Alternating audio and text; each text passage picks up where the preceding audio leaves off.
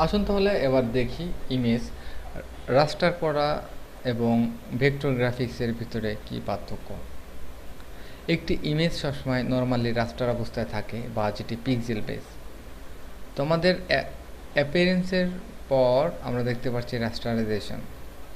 যে কোনো একটি ভেক্টরকে আপনি জাস্ট প্রথমে তৈরি করেন সিম্পলি একটি বক্স,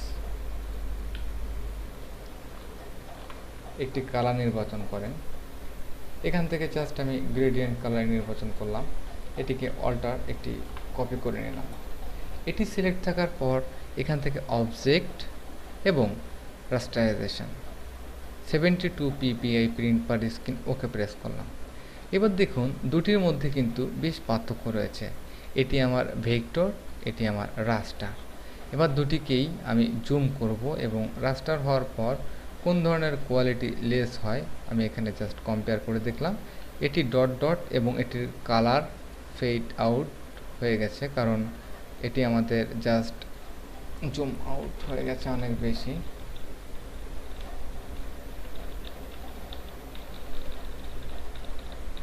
ওকে, তাহলে আমরা দেখতে পাচ্ছি যে দুটির ব্যাপক পরিবর্তন। অনেক সময় অনেক ইমেজের ক্ষেত্রে আমরা রাস্টারাইজ করে থাকি, তো আমরা এটিকে জাস্ট ডিলিট করে দিই। আমরা যে কোনো অবজেক্টকে রাস্টার করে ফেলতে পারি। এবার আসুন পরবর্তী যে অপশনটি রয়েছে সেটি হচ্ছে আমাদের অবজেক্ট ক্রিয়েট গ্রেডিয়েন্ট ম্যাচ। এর আগে আমরা গ্রেডিয়েন্ট ম্যাচ টুল এখান থেকে সিলেক্ট করে একটি স্থানে ক্লিক করেছি, একটি কালার এবং অন্য স্থানে ক্লিক করেছি, ম্যানুয়ালি তৈরি করেছি। এই সেম একই অপশন আপনি এখান থেকে গ্রেডিয়েন্ট ম্যাচে যাবেন, কয়টি রো কয়টি কলাম, এখানে চারটি ওকে প্রেস করলেন। এরপর আপনি কিন্তু এভাবে সিলেক্ট করে এখান থেকে কালার নির্বাচন করতে পারেন। কিন্তু আমি অন্য একটি পদ্ধতিতে কালার সিলেকশন করতে পারি। যেমন আপনি যদি এখানে নতুন একটি পয়েন্ট না তৈরি করে এখান থেকে ডাইরেক্ট সিলেকশনে যান, তখন আপনি একটি বক্সের মধ্যে ক্লিক করে আপনি এখান থেকে একটি কালার নির্বাচন করে জাস্ট আপনার এরিয়াটিকে ফিল আপ করতে পারেন।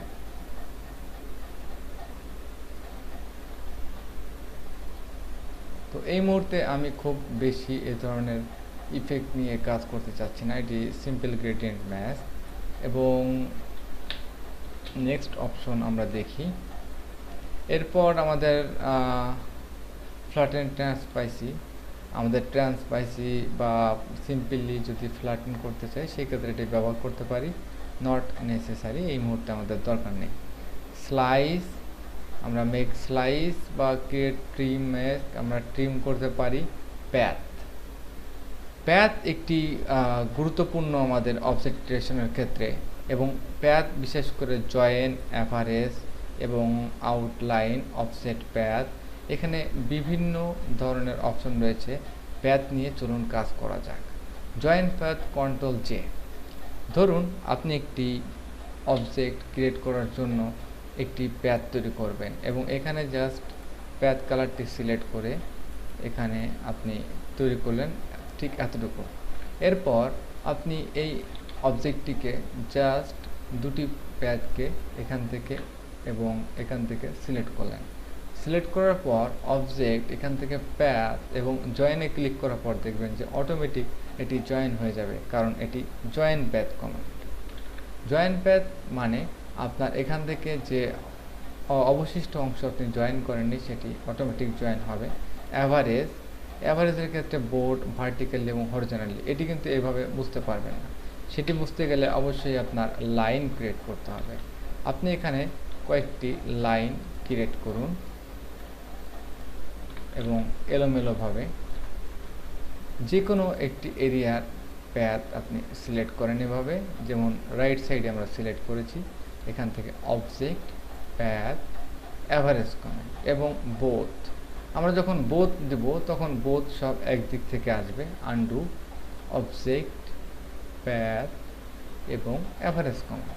এরপর ভার্টিক্যালি, এবং ভার্টিক্যালি যখন দেব তখন কিন্তু ভার্টিক্যালি সব প্যাথগুলো একই হয়ে যাবে। সুতরাং ভার্টিক্যালি এটি দেওয়ার কোনো যুক্তিকতা নাই।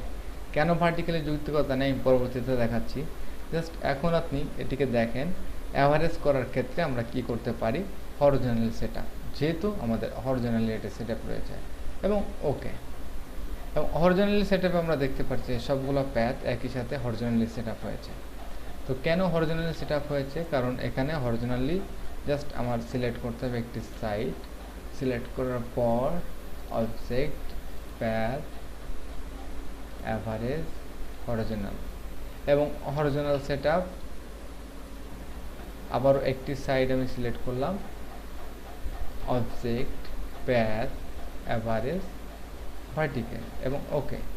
এরপর আপনি ভার্টিক্যালি সমানভাবে এখানে অ্যালাইন করলেন এবং লেফট সাইডে আপনি সব প্যাথগুলো সিলেক্ট করলেন, অবজেক্ট, প্যাথ, অ্যাভারেজ, ভার্টিক্যালি এবং ওকে।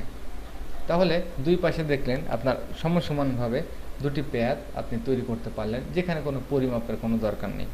এটি হচ্ছে অ্যাডোব ইলাস্ট্রেটরের পাওয়ার, যদি আপনি শেপ এবং অবজেক্ট নিয়ে কাজ করতে পারেন।